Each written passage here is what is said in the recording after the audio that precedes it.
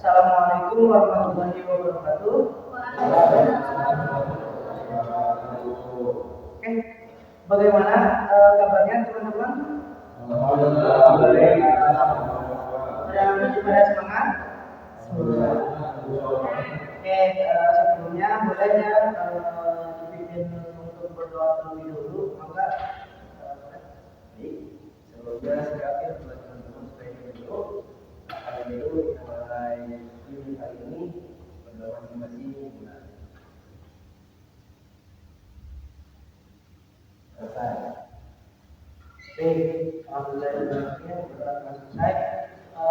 Untuk pertama boleh perkenalan terlebih dahulu, nama, kelas, sama kelebihannya ataupun hobi-hobi apapun. Baik, dari saya, Pak, saya Raka dari kelas 11A. Hobi saya adalah bermain musik. Boleh dari yang berikutnya? Perkenalkan, saya Raka dari kelas Saya 11A. aku 11B. Hobi saya mendengar firman. Oke, boleh saya Perkenalkan, nama saya Jajang Muhammad dari kelas 11D. Hobi saya bermain musik. Oke, selanjutnya. Ya, perkenalkan Pak, nama saya Wawan Gunawan Setiawan dari kelas 11 IPS 7. Hobi saya fotografi. Oke, baik. Bawa ya. Oke, mungkin di sini kita akan lakukan bimbingan kelompok. Sebelumnya ada yang tahu bimbingan kelompok itu apa? Tidak Pak. Jajan tahu bimbingan kelompok? Diva? Kan sebelum dulu Pak, Saya tidak tahu Pak. Baik, bimbingan kelompok itu bimbingan apa namanya? Kalau kita definisi perkata bimbingan itu kan arahan ataupun meminta petunjuk ataupun meminta solusi. Nah, secara kelompok itu. Jadi bimbingan itu interaksi ataupun proses bimbingan, namun bentuknya secara kelompok. Paham? Nah, di sini ada beberapa asas dalam apa namanya proses bimbingan konseling ataupun proses bimbingan kelompok ini. Pertama ada asas keterbukaan, di mana keterbukaan ini teman-teman harus secara terbuka, harus secara jujur ya, harus secara aktif dalam nanti kita proses bimbingan kelompok. Terus ada juga asas apa namanya kenormatifan. Normatif itu ketika ada teman yang berbicara jangan dipotong. Terus ada asas kerahasiaan. Asas kerahasiaan ini kalau ada teman-teman jangan diceritain nanti keluar dari sini ke teman-teman yang lainnya. Selanjutnya yang keempat itu ada asas kesukarelaan. Asas kesukarelaan itu teman-teman datang untuk melakukan bimbingan kelompok. Paham? Oke. Teman-teman siap bersedia buat melakukan bimbingan kelompok? Bersedia? Jajan? Sedia? Oke, baik. Mulai ya, saya akan sharekan PPT di HP teman-teman. Boleh yang nggak ada HP-nya boleh lihat fotonya. Ya. Oke, di situ ada pengertian ataupun bullying. Oke, boleh dari Jajang, bullying itu apa Jajang?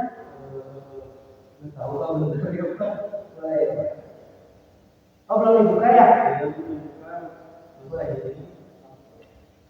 Tindakan bunuh nah itu. Nah, selebihnya atau pencaci makian bisa, pencaci makian boleh bisa. Jadi nanti Wawan lain. Ya. tuh kawan juga mau ngerti. Saya di Kamu yang diejek atau kamu yang mengejek? Saya berani saya untuk bimbingan. Itu dari Jajang, bullying itu seperti apa? Jadi bullying itu Pak perilaku agresif yang dilakukan berulang-ulang oleh seorang atau sekelompok siswa yang memiliki kekuasaan gitu Pak. Kekuasaan. Menurut Latifah, bullying itu seperti apa? Perilaku apa ya, merugikan orang lain sehingga orang lain itu merasa tidak nyaman dengan lingkungan sekitar. Nah, oke, betul sekali ya. Nah, boleh dilihat di PPT di situ kan disebutkan ada beberapa jenis-jenis bullying. Bullying itu pertama ada bullying secara verbal. Ada yang tahu bullying secara verbal itu seperti apa? Dengan kata-kata Pak. Contohnya seperti apa? Lu hitam, tapi ya. Tahu nggak lu? Nah itu kan oke, kayak gitu ya Wawan ya. Nah itu kan hanya contoh ya. Sekali Pak, Itu kan, sudah terbiasa Pak, nah itu adalah contoh bullying secara verbal. Itu secara verbal. Nah ada juga namanya bullying secara mental. Ada yang tahu bullying mental itu seperti apa? Mental tuh menjatuhkan mental dia Pak. Nah ya betul, contohnya. Contohnya kayak udahlah rumah, contoh udah naik kelas aja. Nah, oke, Pak, kalau saya bisa berpengalaman kalau begini Pak, dia mengatakan boleh Pak. Kayaknya dia Wawan emang kamu sering membuli ya? Saya contoh aja. Contoh ya, tapi jangan dilakuin ya. Oke, itu adalah salah satu contoh bullying secara mental. Nah, ada juga bullying secara non verbal, ada verbal, ada non verbal. Ada yang tahu bullying secara non verbal itu seperti apa? Secara fisik bukan Pak. Non verbal itu boleh bisa jadi secara fisik, bisa seperti memukul ataupun menjitak ataupun apa namanya? Kalau misalkan ada siswa diangkat bareng-bareng ataupun Ada diunduh, juga Pak yang kayak di sini gitu. Itu bisa nggak Pak? itu Kayak ditatap doang gitu, secara non verbal. bisa jadi kalau misalkan si korban itu merasakan tidak nyaman, itu bisa jadi bullying secara non verbal. Nah, ada juga non verbal itu disebutkan itu kalau misalkan pada zaman sekarang itu di dalam sosial media apabila ada yang memposting, nah terus komenan-komenannya itu yang bikin sakit hati, nah itu adalah bullying secara non verbal. Kita kan nggak ngomong tapi secara tarikan, secara tulisan, cyberbullying kan bisa, oke, paham ya? Nah terus di sini lihat di PPT-nya ada dampak dari bullying. Ada yang tahu dampak bullying itu seperti apa? Dari Jajang, dampak bullying. Dampak bullying mungkin dampaknya itu kayak kena mental gitu Pak. Gitu. Seperti apa contohnya? Mungkin seperti contohnya yang ada barusan gitu. Ada Pak, saya sampaikan seperti apa? Nah, iya, betul. Ada sifat yang menggembira dari Wawan. Menurut Latifah, dampak dari bullying itu bisa jadi trauma, jadi nanti si anaknya itu nggak mau masuk sekolah lagi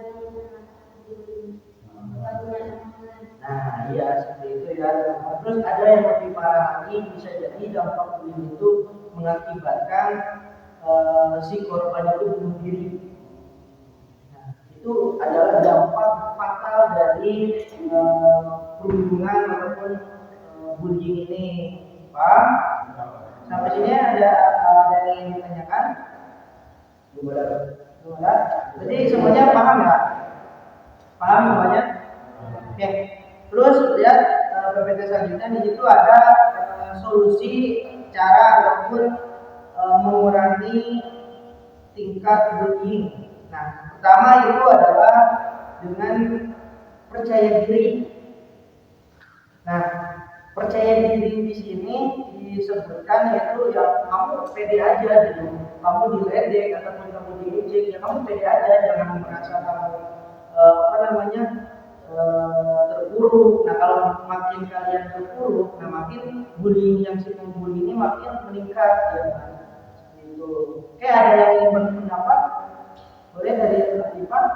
Kalau misalkan ini biasanya yang biasa dibully itu biasanya suka ini karena dia rasa pernah dibully, dia juga biasanya nantinya Kalau bully, Si pembuli karena sering dibully jadi dia teh jadi pengen ngebully orang lain, dendam. saya ini pernah dengar, pernah Ya. teman aku, dia tuh dulunya pernah di ini apa? Di apa di Dipacaran. Terus pas dia jadi kakak, dia jadi kepala Nah, itu ada unsur dendam ya. Itu adalah unsur dari dendam bully secara langsung, secara fisik itu kan bisa jadi fisik, misalkan jajan meminta lawan meminta uang atau secara paksa itu kan secara langsung. Itu nanti dari Wawan itu menaruh rasa dendam, maka Wawan saat udah jadi kakak kelas dia melakukan dari kelasnya itu adalah ada unsur dari dendam. Kalau tanya boleh nggak? Boleh? Kalau aku tanya enggak, kalau misalkan ospek itu kan ada evaluasi kan yang evaluasi siswa itu tapi itu tembakan begini pak. Evaluasi Iya, yang kasar-kasar ya apa ya gitu ya tugas gitu. di disiplin orientasi masa Saya orientasi. lihat mahasiswa ospek itu Di kondisi ya kayak pengamanan seperti itu ya. Nah mungkin menurut saya kalau pada masa orientasi ada beberapa hal yang memang boleh dilakukan kecuali jangan sampai kontak fisik. oh gitu. Tapi ya saya tahu juga pak ada yang fisik pak. Nah kalau kontak fisik tersebut itu udah dilarang, itu udah melanggar aturan karena di dalam orientasi itu tidak boleh adanya kontak fisik baik itu menampar. Tradisi juga gitu pak. Nah, mungkin itu adalah tradisi yang salah yang harus digunakan. Nah, kalau misalkan di masa orientasi itu kalau dibentak mungkin itu hanya apa ya namanya membuat mental kita kuat atau seperti apa itu kan hanya walaupun secara verbal tapi kan masih dalam masa orientasi. Menurut saya ya paling aja asalkan tidak berlebihan seperti mengejek agama, suku, ras, atau budaya seperti itu. Ya, kalau dia yang bersifat saya karena selama di bawah dan disebutkan ini banyak ini pak. Oke, ya, fokus lagi ya. Di dalam PPT itu ada solusi pertama percaya diri, kedua itu di situ disebutkan kita harus membela ataupun menumbuhkan rasa empati kita. Contoh, misalkan kalian ataupun teman-teman melihat ada pembulian nih kejadian, nah kalian harus menumbuhkan rasa empati dengan cara kalian membela si korban. Contoh, kalian yang tukang bulinya, kamu jangan membuli, ataupun kamu kayak paling mantep aja, ataupun seperti apa, kayak gitu ya. Tapi kalau misalkan jadi gitu dibully gimana? Ya enggak juga, ya kalian bela aja yang ngebulinya, si korban bela aja sama kamu. Biasanya kan kadang kalau ngeliat yang dibully bukan karena kamu membela, karena takut dibully juga. Biasanya kekuasaan mungkin gitu. Nah, lebih baik menurut saya itu nasihatin aja, cukup dinasihatin aja. Paham? Boleh kalau misalkan kalian itu nanti di PPT itu disebutkan yang terakhir itu laporkan kepada pihak yang berwajib ataupun yang bersangkutan. Contoh kalau misalkan di tingkat sekolah, ya laporkan saja ke guru ataupun ke kesiswaan. Paham? Oke, sampai sini ada yang ingin dipertanyakan? Cukup? Paham ya? Oke. Mungkin pertama bullying itu apa? Raka? Perilaku tindak penindasan. Oke. Dari jenis-jenis bullying itu ada apa aja lakukan?